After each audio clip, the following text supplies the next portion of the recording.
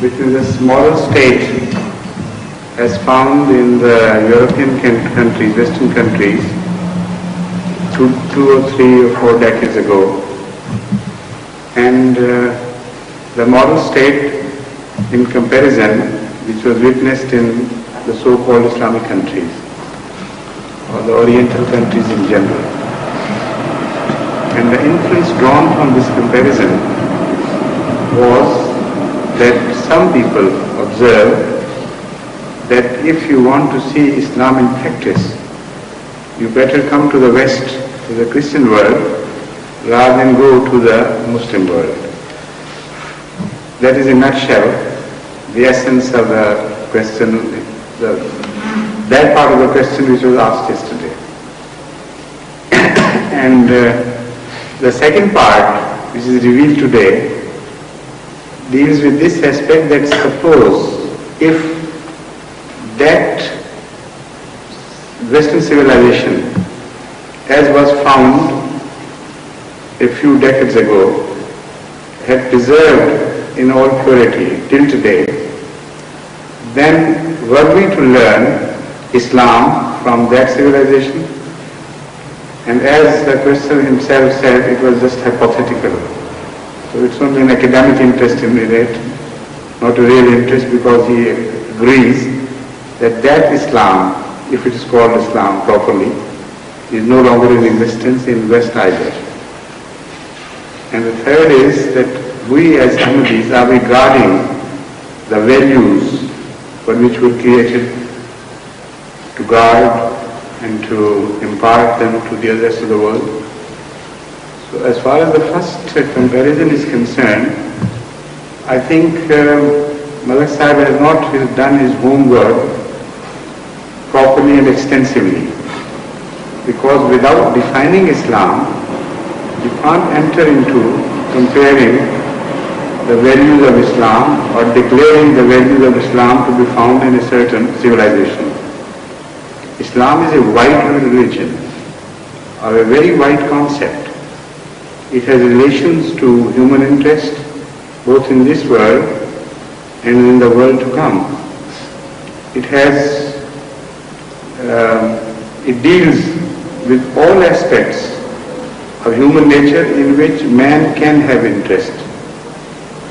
It deals with the political aspects of human life, moral aspects of human life, individual relation to individual, child relation to the mother and to the father, and the vice versa, concept of friendship, relationship between master and slave, relationship between those who govern and those who are governed, those who are economically well off and those who are economically poor off, those who decide to go to wars and those against whom the sword has been raised. Everything, every aspect of human life is covered by Islam and has been extensively demonstrated by Islam.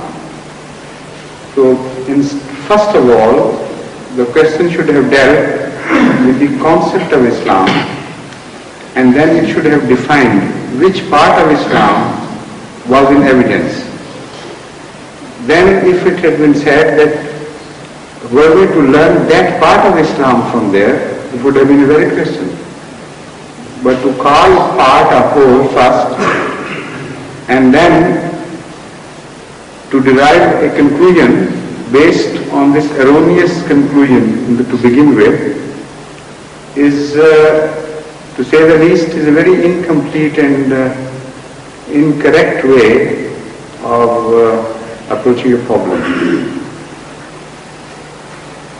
Number two, when you begin to compare things like this, unless you analyze further other aspects which come into this comparison, which emerge as factors in this comparison, you won't be able to clearly visualize the true picture. Let's further investigate the whole situation as presented to us. Number one, Islam is neither found in practice here nor there. As such, whatever we find here is something else that may have some similarities to certain Islamic values. And Islam is not practiced in the East either, because whatever you see there is not Islam at all. So where does Islam come into picture? Just a minute, let me finish. When you were asking the question, I didn't interfere with your question. Please hear me out with patience, and this is also a part of Islam, as I know it. So, what is it which you are comparing? That has to be decided first. Is it Western civilization you are comparing, or is it influence of Christianity which you are comparing? First that has to be decided. And as I see it, Christianity is no longer seen in practice anywhere in the world as such, because centuries ago the Christian world had revolted against Christianity, and the new civilization which emerged from that revolt is called Western civilization or Christian civilization erroneously. In fact, for instance, if the teachings of Christianity were kept in mind, that part of the teaching in particular, which even they agree is there, I mean not the controversial part. For instance, if somebody slaps on the one side of your face, you should offer the second one. Now, if this is Christianity and this is Christianity, everybody agrees. Where is it in practice? And it is completely an erroneous idea to consider the Western civilization as a Christian civilization, as it is wrong to claim that the Muslim civilization today is Islamic civilization. Both have lost their bearing completely, and what we see is the civilization of a well-to-do people who are scientifically advanced, who have had long experience of conflict and of struggle between themselves and between them and the others.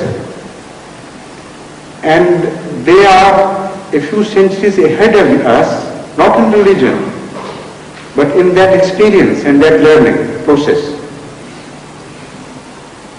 Their clergy has had to pass through those narrow channels of minds which our clergy in the East is passing through today. Their conduct in religion, their behavior towards other mankind, their so-called supremacy over others in piety and religious values, all that is an experience of the West left far behind in centuries. The phase of economic development through which we are passing today, if you want to observe the West passing through the same phase, you better start reading English novels covering that period or English history, if you want to be more sure of it. But there are certain English novelists who were very true in depicting the culture of that time and the habits of that time and the economic values and how they came into clash with each other. Today when you see a few boys being abducted for the sake of forced labor in Pakistan or in some other eastern poor countries, when the West is found in the same stage of economic development, you would see much more horrible pictures evolving there and much more intensive. When you see religious hatred in exercise in some eastern countries in the name of Islam, one thing is positive, that Islam doesn't dictate such things. So does not Christianity. But when you go back in history, when the same period is found in the West as we are passing through today, you will find much more heinous atrocities were committed by the Western people than centuries of despotism on the part of Muslims could have produced. And this is historical evidence. I have given it before. I can repeatedly give it, and so far I have not come across a single Western scholar who contradicted me on this issue. There are reigns of Western emperors where terror was let loose in the name of religion, which surpassed the entire terror which was let loose in the Islamic history, the whole Islamic history, in the name of religion. Just go through the history of plague, as I mentioned earlier, once here in this session. Go through the history of 14th century plague, and you will be surprised that the atrocity committed against the Jews by the Christians almost offset the early atrocities committed against the Christians by the Jews. The outshone, I should say shone is not the right word. If there was some word outdarkened, that should have been used. So, to see things in their relative perspective is highly important before you begin to draw your conclusions. So this has to be analyzed before the question is to be asked. What are we comparing? Comparing an advanced society which is 200 years ahead of us with a backward society and calling this Islam and calling that Christianity or something else. I mean, this is just stretching things too far, too much. Islam has to be compared with the values of Christianity or the claims of Christianity at best. Islamic civilization has first to be analyzed in theory, and then it has to be compared with any other civilization in theory. That would be a right comparison. But you can't compare a dream with reality, a thing which is non-existent with a thing which is existent. It is a theory. Islam is, when not in practice, is a theory. And a civilization in practice is not a theory. However weak it may be, when it is compared with a theory, it would defeat the theory. But the comparison is wrong. So all that you can say is that unfortunately, the Muslim world has gone astray and has left Islam far behind, with the result that the present civilization, which is so ugly to look at, so horrible, so ridden, that civilization is something which has emerged from the local conditions of a backward nation.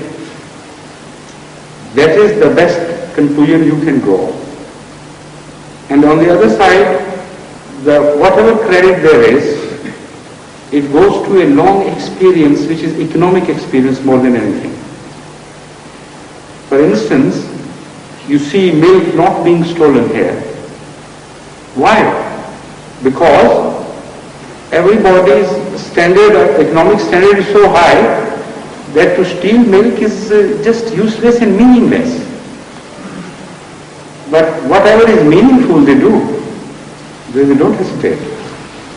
So the comparative difference of outlook has created this parallax between the two civilizations, while in reality, in internal comparisons, they are reacting in the same manner as irreligious societies, governed not by the religious laws, but by the laws of human nature. And those laws follow these conditions and the economic experience, and there are so many other factors which have to be fed into them before you realize in what way certain people are going to react. When stresses come, that is the time to see what happens to these civilizations. Their advanced, their claim of advanced morality, for instance, the sheen of culture which they present to the onlooker. At the time of stresses, it completely vanishes into thin air. A very different and ugly picture emerges from within. Similarly, as I have been telling you before, the so-called morality is a relative term in the West. And it is shattered to pieces when that morality is sought to be applied to other nations as against their own interest. That is to say, I will explain that further, when the moral concept of a Britisher is to be applied to a Pakistani, it won't equally apply in both places. If the national interest of the Britisher is served by that equal application, it will be equally applied.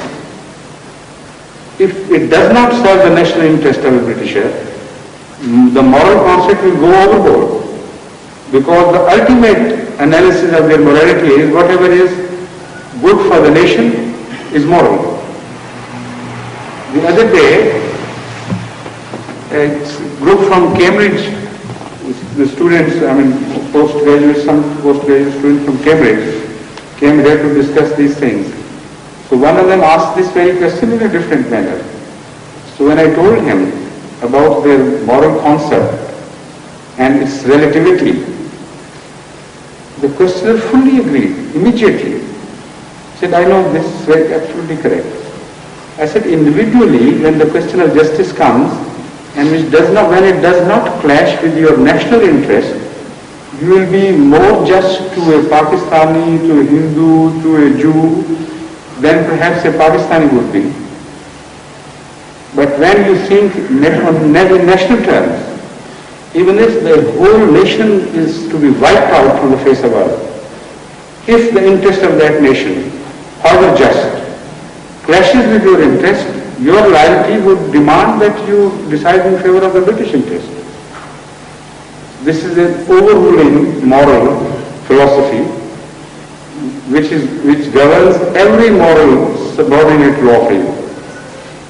I say, so why do you have to laugh on Lenin's philosophy, which ultimately breaks down to this? This is exactly what Lenin said. He had the courage to admit, while the West does not have the courage to admit that. Lenin said that all this morality is hocus pocus unless it is defined as such, that whatever serves the cause of communism is moral, and whatever does not serve the cause of communism is immoral. So this in reality is the concept of morality. When they go into wars, their behavior is so immoral and beastly that you simply cannot imagine unless you read the history of their wars. I have read that history. I have read many books on the previous war, history of the previous war, particularly that by Churchill. Nobody can say that he is not an authority. It's a 5-volume, big, huge book. And once you go through it, then you realize what beastly depths they can reach when their interests clash with others, even if they are Western nations. And when they begin to decide issues, global issues, then they admit openly that they decide issues on the color basis.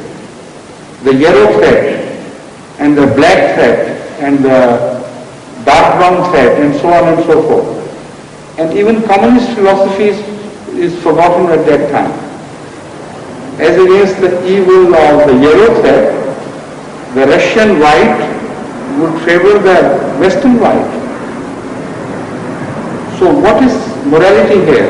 As I explained earlier, the morality in nutshell here is an economic experience. Nothing more. Long economic experience gives you a sort of wisdom in normal everyday conduct. And in the final analysis, morality is nothing but a gain experience in wisdom. A sum total of experience of ages of wisdom, or the vice versa, wisdom gained by ages of experience. Because common man could not reach such things directly, so either sages had to tell them that this is ultimately good for you, or religion had to tell them. Where religion tells them, despite great deterioration in economic values, some remnant is still left. And when faced with extreme stresses, those nations who previously were less moral as compared to some other world nations do not sink below a certain level of immorality.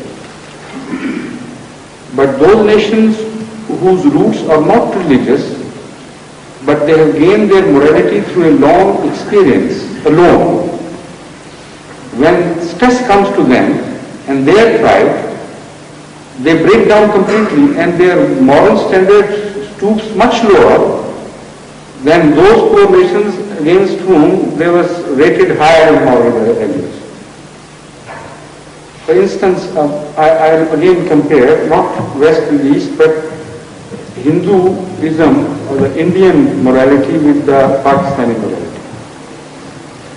However cruel you may call Pakistanis to behave to you, when the anti-Ahmadiyya hostility comes into play, they have a lowest minimum moral standard taught to them by Islam, which is not taught to Hindus by Hinduism or by Indian culture. So they can stoop to a certain depth, but no longer, not beyond. And beyond that, it's impossible for them. They break down themselves. So I remember 34 agitation as well as 53 agitation as well as 74 agitation against Ahmadiyya. Some among them were really cruel, of course. But the majority could not be cruel. Despite all the hatred that was worked up by the mullah, they had that Islamic values in them, which the rock bottom for which was quite high. While the Hindus, when they are excited in hatred against any other, they know no limit. There is no comparison between atrocities committed by Hindus against Muslims as compared to the atrocities committed by the Muslims against Ahmadi Muslims. So again, the same is the comparison point. Under stress, certain values remain to stay, and those are religious values. And certain values are superficial with an apparent sheen, and they are the values gained by long experience. So even this comparison, even if you give them full marks for their culture, because it is the culture which is seen by some eyes, ordinary liberty, human liberty, nobody would snatch your bottle of milk or things while the purses are now being snatched. This is why the gentleman, who is quite an intelligent gentleman, said it is hypothetical. If that civilization had remained intact as we saw it in a few decades ago. This is why that it was added. But the fact is, why it is breaking down? Because the values are breaking down which were responsible for this culture. That economic standard is breaking down. That world empire has broken down, which gave the culture of nobility. It is like the culture of a king's family as compared to the poor man's culture. When kingdoms break, then the same people begin to behave even worse than the poor man. I have noticed myself, sometimes when in Rabba we have large feasts where poor people are also invited, some careless observers very cruelly begin to laugh at the way the poor people eat. When they are given the chance of eating pulao and delicacies, they sometimes laugh and giggle, they look here, you know. So that makes me cry sometimes.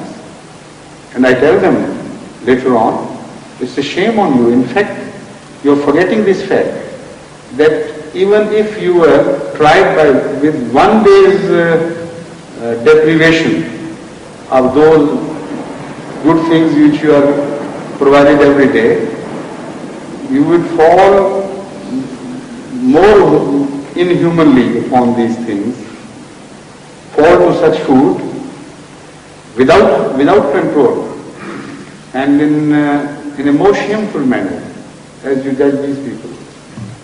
They still have the decency of offering you first when they see a rich man come stand closer to them. But you won't have that decency left to you. Your children at the time of crisis, they completely break down and forget that they have been fed so much by Allah, and they become so impatient by the trial of just one missing meal or so, you know.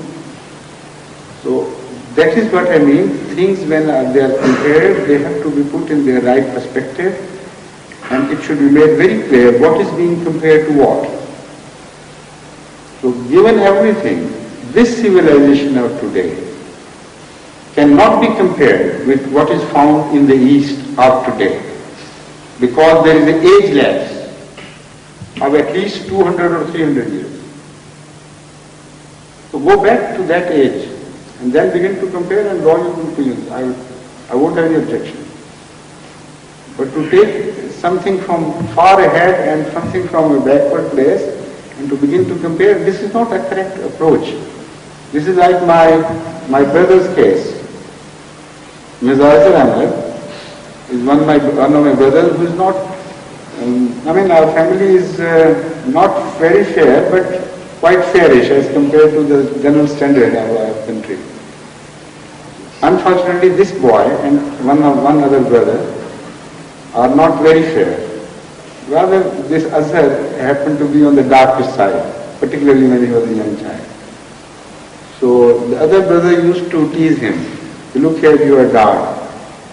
And he got irritated very much. So once he thought of a very clever device of comparison. Hazrat Muslim was watching him while he was doing this. He got hold of his younger brother and said, look here, you say I am dark, come on, show me your hair, look at my skin. Which is darker? He got hold of his hair, bunch of his hair, and compared it with his skin and said, can't you see, you are darker and I am fairer. So we had a good laugh at this. So a comparison has to be made in the same values and at the same juncture of history. And I must tell you, I'm offering, this is not the part of the question, but I'm offering you this, that most often than not, we make mistakes in our judgment by not understanding time. When we say we are modern people, the word modern is most often misapplied, because human procession at one time is found to indicate so many different ages. This is not the time for every nation, the most forward time. There is a vanguard. If that vanguard is to be taken as standard belonging to 1984, in that very time there will be people living in 2000 BC on this same earth. So there is an unbroken procession which goes back, the tail end goes back and emerges thousands of years before. For example, go to visit this Congo and the Pygmies or Aborigines of Australia in their encampments, not in the cities, who are not yet educated. And many of the civilizations in the West are Indians, Red Indian civilizations, of Mayas, then you will understand what I mean. The human procession is never found at one stage in time, in terms of time. The vanguard is living in the present, and the tail end emerges thousands of years before. So how can you make comparisons in time? You can only make comparisons with conditions. Lay preconditions first. That this is a religion. When this religion faces such stresses, then this is the result. Put another religion in the same condition and apply the same stresses to that religion. What would be the result? That is a comparison which is valid. A civilization under such stresses behaves like this. Another civilization, when put to such, subjected to such stresses, it behaves like that. That is an acceptable comparison. So, Malik Sahib has shown quite some patience with my discourse, so I should like him to add something if he wants to, please.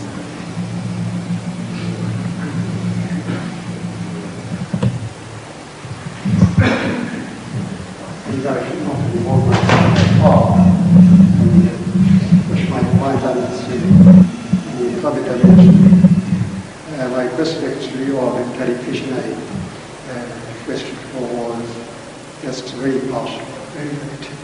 It's not at all comparing the complete body of Islam, the complete teaching of Islam. That's what I have explained briefly. Pardon? That is exactly what I have said. You don't understand that. I had two traditions in my mind actually for such a subject. Husmas Safa, wherever you find it. Husmas Safa. In fact, as it is said, probably it is correct, that truth is never new and it is nobody's property. Nobody can say, well, I have discovered it and I have meant it. Except for one saying of Rasulullah, that's what the second tradition I had in my mind. So I would love to jump to anything beautiful which is in line with the values of Islam. I don't care where I find them, that was the point.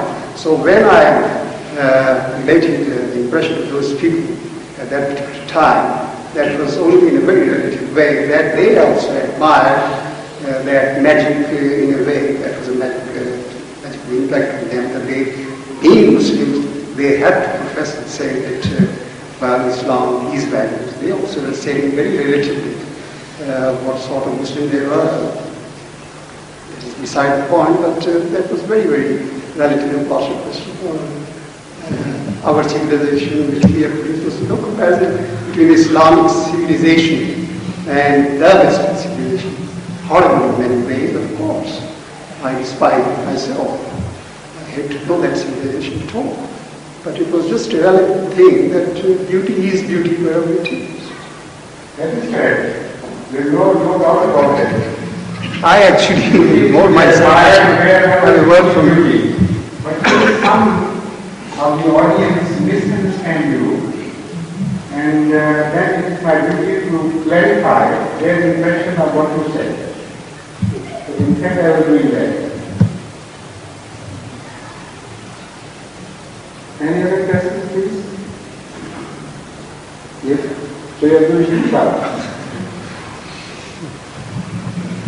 So you have a my name is Mohammed.